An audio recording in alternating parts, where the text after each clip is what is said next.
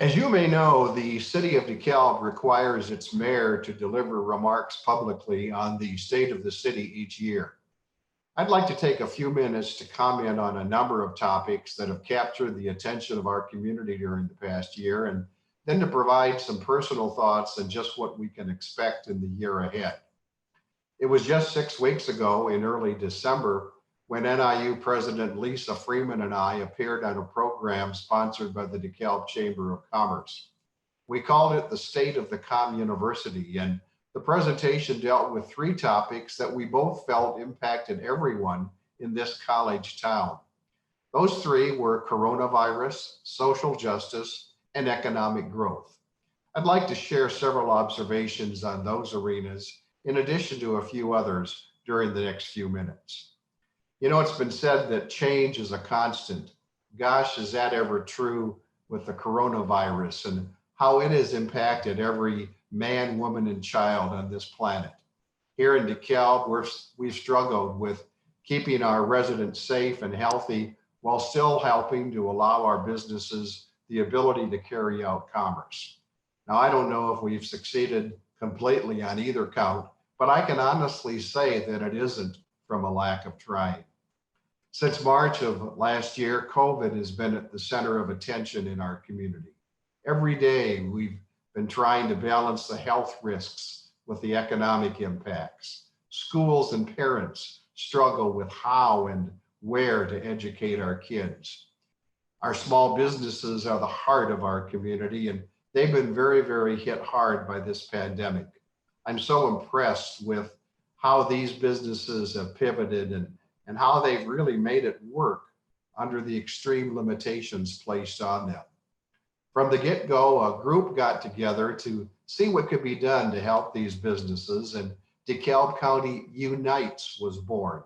Unites stands for University and Neighbors Investing Together for Economic Success. More than 40 internet webinars were hosted, information provided on federal and state relief programs. Posters were distributed urging customers to wear masks and social distance. As a city, we've remained open for business as much as possible, meeting the expectations of our citizens and businesses. This council has continued to meet in a public scenario, having taken on surroundings at a new city hall downtown and in the DeKalb Public Library. You know, we've listened to the plight of our bars and restaurants, attempting to provide financial relief in the form of delayed or waived fees. Realizing that municipal government can only do so much, we've engaged our state and federal partners in seeking and successfully obtaining financial help in the form of grants directly tied to the pandemic. Now we find ourselves struggling with a vaccine distribution system that may very well stretch deep into 2021. As a community, we will continue to extend our deepest gratitude to those first responders and to our friends and neighbors in the healthcare community. It was about midway through the pandemic in late spring and early summer when the killing of George Floyd at the hands of law enforcement officers in Minneapolis occurred. As a result, a national social justice movement arose throughout this land and throughout the city of DeKalb. Our community talked and marched even more throughout the summer. Through many more meetings of the City Council and the Human Relations Commission, we took up the challenge of implementing procedural justice with greater transparency, accountability, and with an honest recognition of the past and present biases that we may have. As I indicated during our State of the Com University program, we humbly recognize that we have much to learn and much to celebrate. Institutional changes are unfolding throughout our government, most notably in our police department, where a reconfiguration of resources has helped to create a new Community Support Services Division. Those reallocated dollars of $2.2 million will help us better focus on community engagement, crime-free housing, and behavioral health. To underline our firm commitment to build on our city's commitment to justice, we co-sponsored, along with NIU, a virtual conversation with Dr. John Powell, a renowned international expert in African American and ethnic studies, and a fierce advocate of equity and inclusion. This late October event, billed as Belonging, has inspired ideas and encouraged action that has prioritized the need to appreciate how our differences can become our strengths. The past year has presented us all a number of challenges as we strive to celebrate that diversity while aligning ourselves in an ongoing mission towards greater social justice. Our 2020 initiatives, I believe, will lead to an even greater progress in 2021. Ladies and gentlemen, it aligns itself with our ambition to reaffirm a city where our families, our businesses, and our culture prosper in an environment in which all people are treated with dignity, equity, and respect. Now, you've undoubtedly heard me talk about the great momentum we have going for us here in DeKalb. And the obvious reason is the tremendous strides we've seen this past year in economic development. I've often preached about the ongoing need to collaborate and communicate.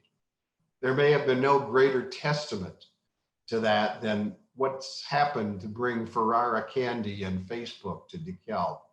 This not only occurred shortly after preliminary resources and overtures from these companies took place, but DeKalb had our economic development table pretty well set several years ago. You may recall that when Toyota Mazda was eyeing our area for our community's southern boundary, that we realized that we really needed a playbook that explained why DeKalb County was indeed the place to be. It was that experience working closely with NIU, Kishwaukee College, and the DeKalb Economic Development Corporation, along with others in the region, where an effective strategy was considerably strengthened. The result laid the foundation that would eventually result in these 2020 economic successes. Folks, it took hard work, months of deliberation, often with corporate site selectors that were identified with code names, monikers like Project Hammer or Project Donkey or Ventus. Through it all, the city of DeKalb sent a consistent message to those companies. We have a region, a county, a land developer, and a community that wants you here. Let's not forget the fact that the state of Illinois, specifically Representatives Kiker and Demmer, provided their help. And we have partners like our utility companies, NIU, Kish College, our water reclamation district, our townships, our county board, among others. Ultimately, it would be revealed that it was a world-class, let me repeat, world-class companies like Ferrara and Facebook that announced they would locate in DeKalb. What's happening now on Gerler Road is a 1.3 billion, that's billion with a B, that's a $1.3 billion investment in our community.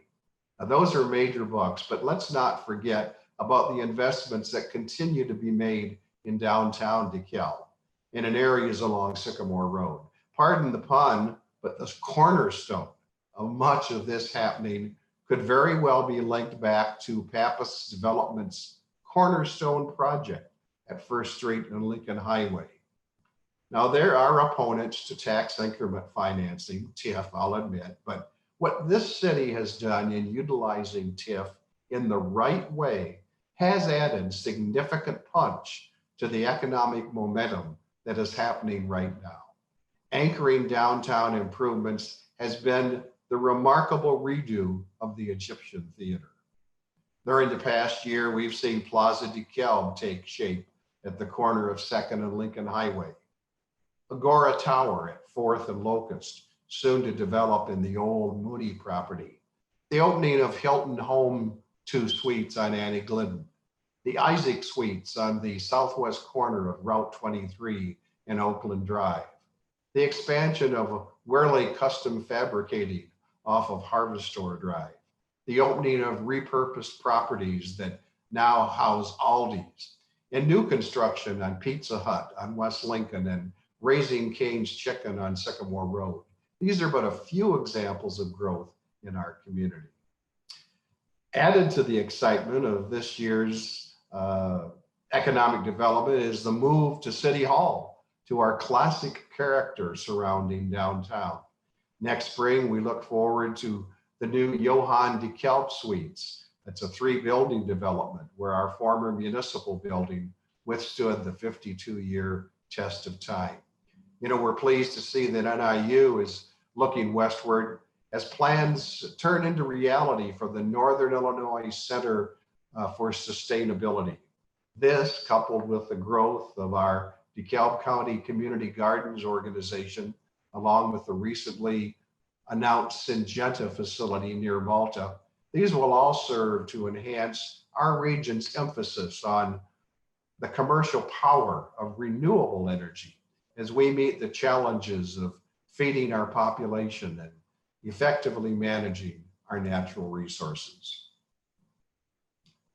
We've had some key personnel changes over the past year, and I'd like to review just a few of those for you. We've named former cop Josh Bolt as our assistant city manager. Scott Zach, a veteran newsman who will bring needed communication skills to us, is our new management analyst. And Renee Riani, who has taken over at our airport.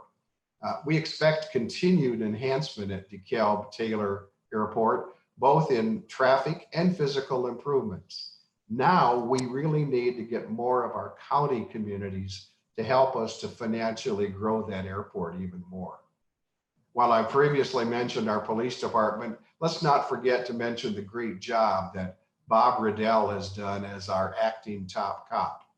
Currently in the process of selecting a new permanent chief, this city is committed to naming someone who will continue to be as compassionate with the full buy-in to the recent structural changes as Chief Riddell.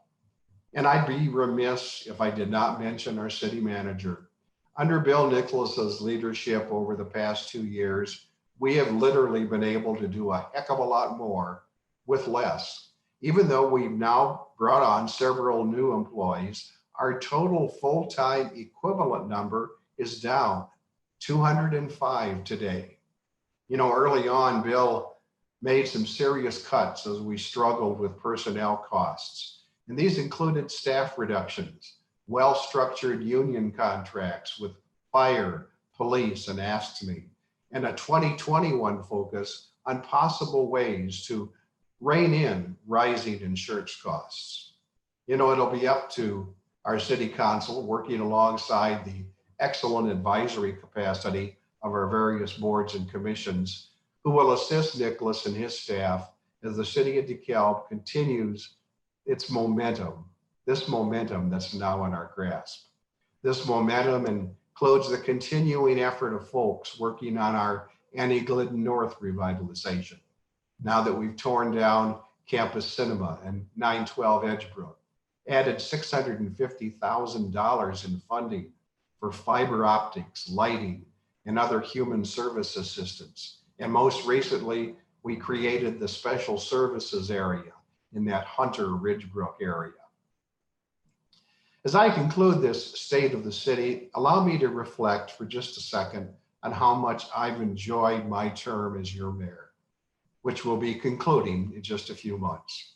Depending on how our citizens react to the candidates in the April 6 municipal elections, our policymaking body, namely the city council, may take on a slightly different look. Now, this will certainly be the case with this mayoral position. With whomever becomes my successor, I pledge my full cooperation as we transition in the spring. With aldermanic permission, I'd like to expand on some personal thoughts during my last council meeting. But for now, I'd like to report that the state of our city is good. We certainly have challenges, especially in the public safety and the housing arenas, but the momentum is evident. I know it, I feel it, and I hope you share the enthusiasm. I hope you share the enthusiasm that I have for DeKalb, Illinois. Thank you.